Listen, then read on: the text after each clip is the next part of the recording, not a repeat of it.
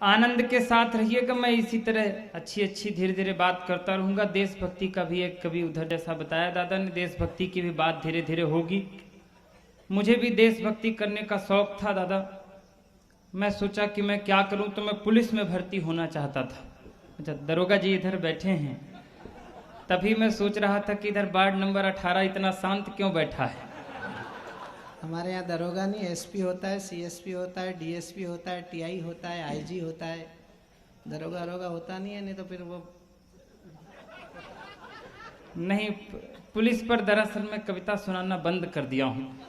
ये विकास भैया सुनाते हैं, मैं दरअसल बंद कर दिया हूँ दादा, जब से चालान का रेट इतना ज्यादा बढ़ गया।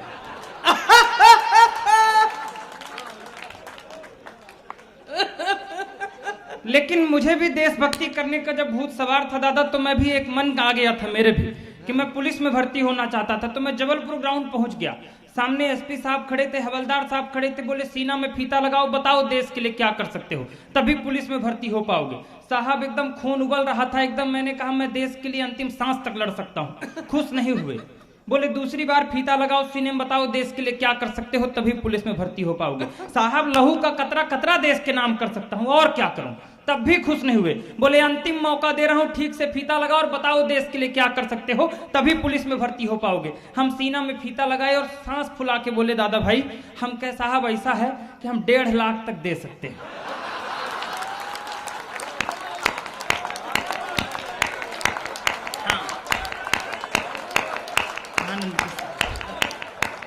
आनंद के साथ बैठी हूं। अब आपको पता लग गया मध्य प्रदेश में क्या रेट चल रहा है।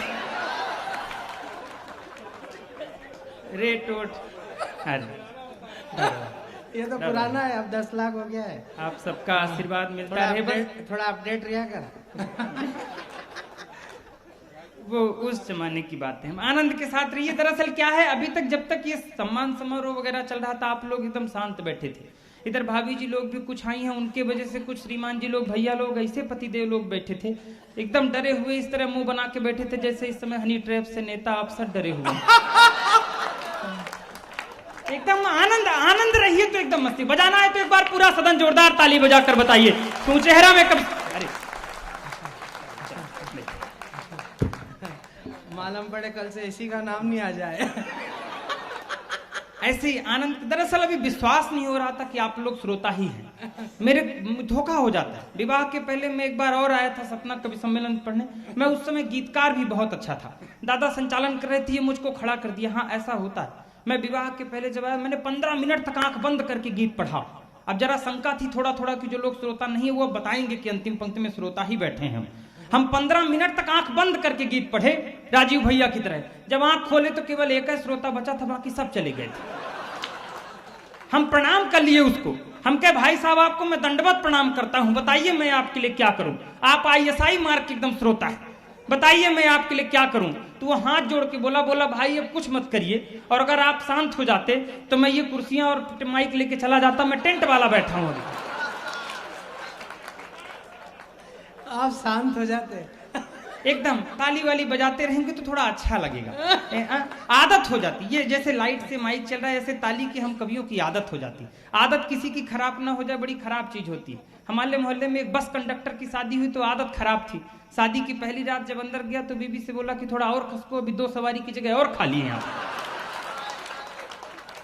तमाम तरह की समस्याएं इस देश पर हैं, लेकिन आनंद के साथ रहिए। मैं ज्यादा कोई ऐसी बातें नहीं करूंगा। आज राजनीतिक लोग बड़े लोग हैं, और मैं ये कहता हूं दोस्तों, आज तो महापुरुषों का भी जयंती है। एक वो महापुरुष जिसने कभी किसी औरत की फटी साड़ी देखकर आजीवन धोती पर रहने का वचन लिया, और एक वो महापुरुष जिसने एक रेल दुर्घटना होने पर भी अपने तत्कालीन रेल मंत्री पद से इस्तीफा दे दिया था। उन दोनों महापुरुषों की जयंती पर एक बार पुरजोर तालियां यहां से वहां तक वो चेहरा बताए कि कवि सम्मेलन उनकी याद में शुरू हो रहा है, उनकी स्मृति में शुरू है। तमाम आनंद। राजनीतिक बातें कोई करनी ही नहीं चाहिए नीलांशु भैया। राजनीतिक कोई बात नहीं। अभी चुनाव निपटा है, चुनाव से एक बार निपट के आइए तो ऐसा लगता है कि जैसे कुंभ नहा के आ गए। हम 4-5 महीने त्रस्त थे, तरह तरह के लुभावने आते थे। एक नेताजी चुनाव प्रचार करने गांव पहुंचे तो बाहर से खड़े होके बोले कहीं इस बार हम लोगों को फिर से वोट दीजिए, विकास होगा। इस बार हम लोगों को फिर से वोट दीजिए, विकास होगा। तो अंदर से एक चाची निकल आई, कहीं नेताजी झूठ मत बोलिए, पिछले बार भी आप बोल गए थे कि विकास होगा, लेकिन विकास नहीं हुआ था, पिंकी हुई थी। तमाम तरह के लुभावने अलग अलग। एक नेताजी और शहर में आए तो आते ही बोले, हाँ आते ही बोले, कहीं क्या समस्या है आपके शहर में? हम क्या साहब, कांग्रेस की सरकार आ गई, हमारे यहाँ कोई समस्या नहीं है, सड़क है, पानी है, बिजली है, सब है हमारे यहाँ, केवल शमशान नहीं है हमारे शहर में। कोई मरता है तो बहुत समस्या होती, शमशान नहीं है साहब। नेताजी और खतरनाक थे, कहीं इस बार हम लोगों को वोट दीजिए, एक एक घर में शमशान बना देंगे। आइए 4 पंक्तियों से धीरे से शुरू होता हूँ। ये बड़े लोग बैठे हैं, ये बड़ी बगिया है, एक छोटी सी कली इस बड़ी बगिया की आपको झलक दिखाने के लिए खड़ा हुआ है। मैं 4 पंक्तियां समर्पित करता हूं धीरे से। अभी पुरुष पीड़ित पर्व एक आने वाला है 15-20 दिन में, एक ताजिया से, कोई भूमिका की आवश्यकता नहीं, मैं निवेदन करता हूं, सुनेगा 4 पंक्तियां। कि इस दौर में श्रीमान पति हो गया बेहाल, इस दौर में श्रीमान पति हो गया बेहाल, घर वाली मूलधन ब्याज मांग रही है, उपहार मांगने की है प्रथा पुरानी यहाँ, उपहार मांगने की है प्रथा पुरानी यहाँ, चूड़ी बिंदिया सिंगार साज मांग रही है, दौर महंगाई वाला इतना है विकराल, बीवी जो कभी न मांगी आज मांग रही है, सोना नहीं चांदी नहीं गहनों के बदले में इस करवा चौथ में प्याज मांग रही।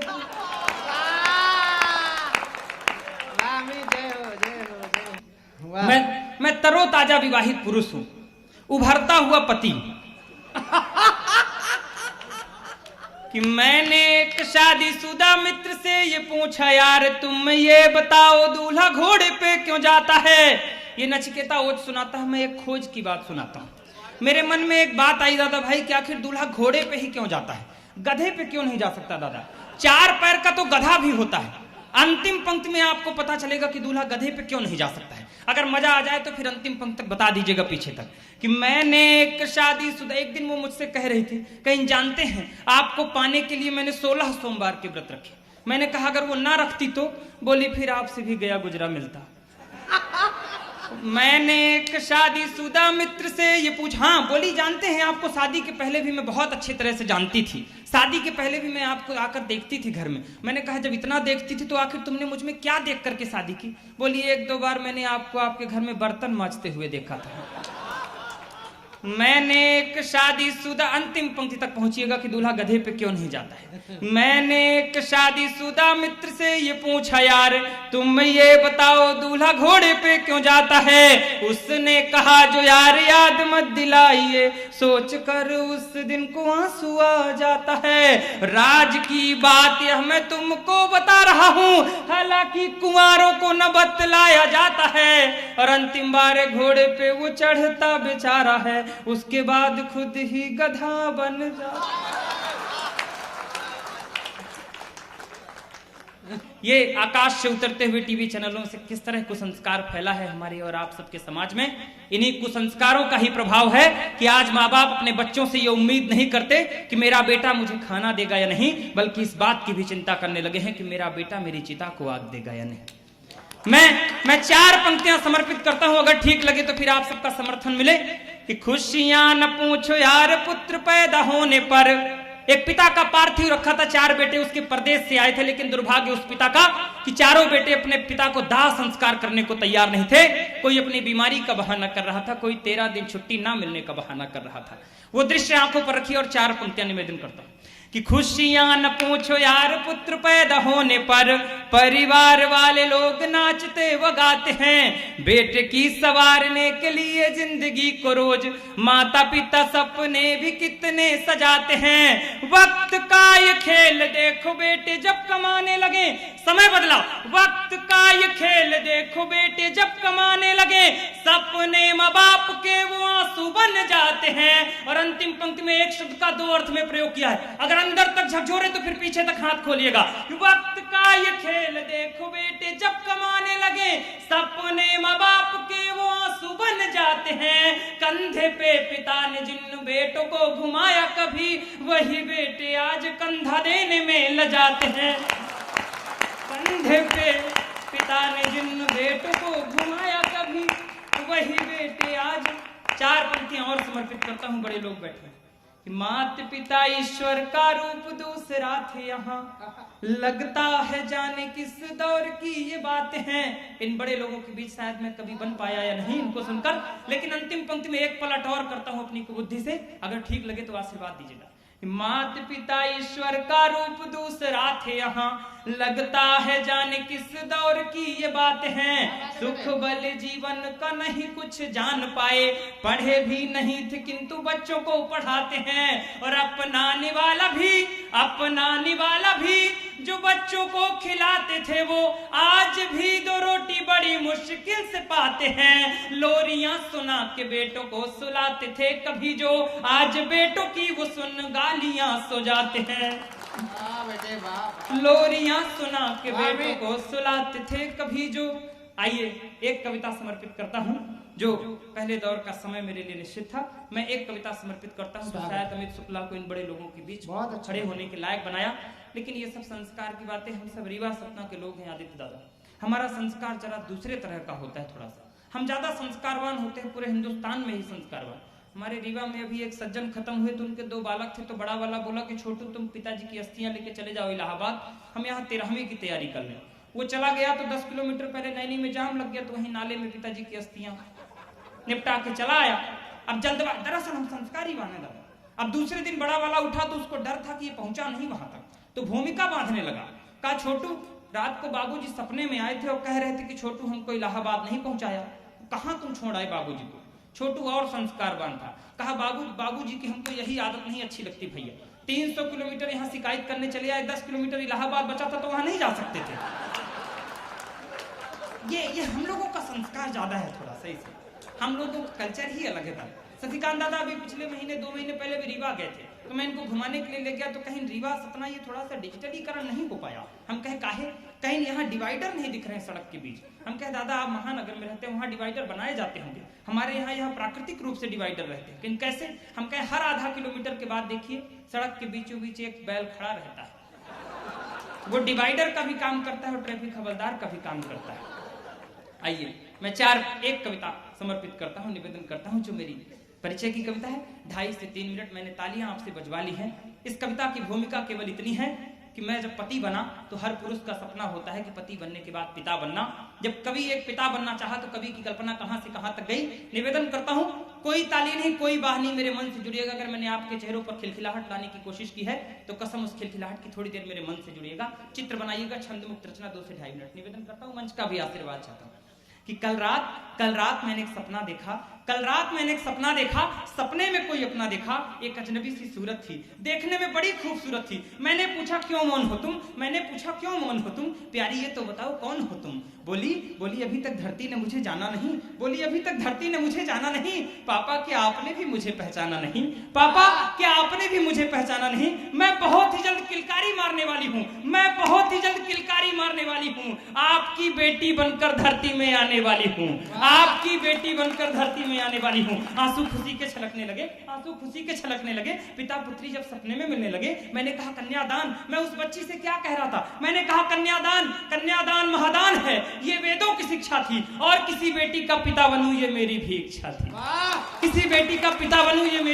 थी। इसलिए सारे दुख दारिद्रों को हर जाओ, बिटिया लक्ष्मी बनकर आ मेरे घर जाओ। तुम्हारे आने पर खुशियां मनाऊंगा, नाच गाना और जलसा कराऊंगा, तुमको कांधे पर बिठाऊंगा, पालने पर झूला झुलाऊंगा, उंगली पकड़कर स्कूल पढ़ने ले जाऊंगा, पढ़ा लिखा कर बड़ा अफसर बनाऊंगा। अरे आओ देखो तो बेटी मेरा देश कितना खूबसूरत है। दादा भाई मैं उस बच्ची को इस माटी का गुणगान सुना रहा था। मैंने कहा अरे आओ देखो तो बेटी मेरा देश कितना खूबसूरत है, जहाँ हर बाला देवी की मूरत है। अरे जब कोई अपने सत्कर्मों का फल पाता है तब वो इस धरा पर जन्म लेकर आता है। इतना सुनते ही कविता का यू टर्न मारिएगा। इतना सुनते ही उसकी सिस्कियां फूट पड़ी और वो गुस्से से मुझ पर टूट पड़ी। बोली सच है पापा, कभी देवता पैदा हुए थे इस देश में। अब शायद अगली पंक्ति में आपके गुस्से की तालियां आएंगी। बोली सच है कभी देवता पैदा हुए थे इस देश में, अब तो बस दरिंदे घूमते हैं यहाँ इंसानी वेश में।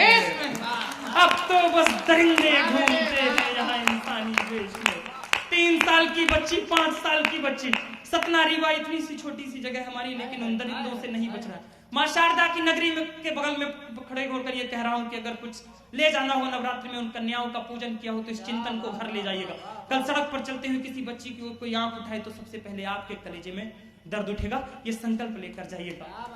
बोली सच है, बोली सच है, कभी देवता पैदा हुए थे इस देश में, अब तो बस दरिंदे घूमते हैं यहाँ इंसानी वेश में। आप कहते हैं यहाँ कन्या देवी मान ली जाती है, फिर क्यों उसी देवी की असमत लूट ली जाती है।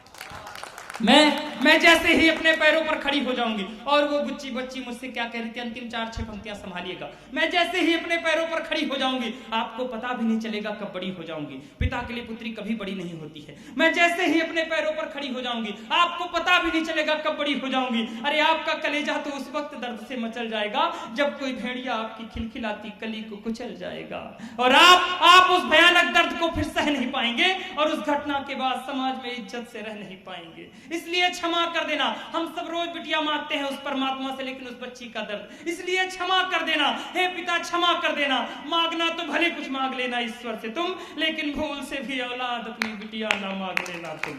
धिक्कार है। अंतिम 4 पंक्तियां पूर्णाहुति विदा करिएगा। धिक्कार है जहां लोग जानवर से भी बदतर सोच पालते हैं और एक मासूम बच्ची के शरीर को नरपिशाच नोच डालते हैं। आप जैसे कई पिताओं के सपने, क्या किया था मैंने, बस एक सपना ही तो देखा था। आप जैसे कई पिताओं के सपने यूं ही टूटते रहेंगे जब तक समाज में वहशी दरिंदे आवारा घूमते रहेंगे। बहुत बहुत शुक्रिया, बहुत बहुत आभार। ये थे भाई अमित शुक्ला, हंसते हंसाते हुए हमारे समाज के गिरते हुए नैतिक मूल्यों को समर्पित उनकी कविता अगर आपको अच्छी लगी हो तो एक बार जोरदार तालियां बजाइए। हमारे महात्मा गांधी और लाल बहादुर शास्त्री जी को याद करने का परिणाम है कि पहले कवि ने हंसते हंसाते हुए कविता शुरू की और चिंतन के उस धरातल पर ले जाकर कवि सम्मेलन को स्थापित कर दिया, जहां पर हमारे सहारनपुर उत्तर प्रदेश के एक बड़े गीतकार राजेंद्र राजन, जो कई बार आपके पड़ोस मैयर में आए हैं, हमारे भाई वीरेंद्र सिंह जी उन्हें बुलाने वाले, उन्होंने कहा कि वतन की जो हालत बताने लगेंगे तो पत्थर भी आंसू बहाने लगेंगे, कहीं भीड़ में खो गई आदमियत जिसे ढूंढने में जमाने लगेंगे। नवरात्रि में कन्या पूजन करने वाला देश, कन्यादान करके अपने जीवन के उत्सर्ग के परम को प्राप्त करने की चेष्टा रखने वाला देश, बापू और लाल बहादुर शास्त्री के संस्कारों की आजादी वाला 72 साल का देश, अगर अपने 3 साल की बेटियों को, 4 साल की बेटियों को, 5 साल की बेटियों को सुरक्षित नहीं रख पाता है, तो ये किसी सरकार की जिम्मेदारी नहीं, ये किसी विचारधारा की जिम्मेदारी नहीं, ये इस समाज की जिम्मेदारी है जो हमारे समक्ष बैठा है। एक बार ताली बजाकर संकल्प करिए कि किसी बेटी के साथ ना कोई अत्याचार होने देंगे, ना कभी सहन करेंगे।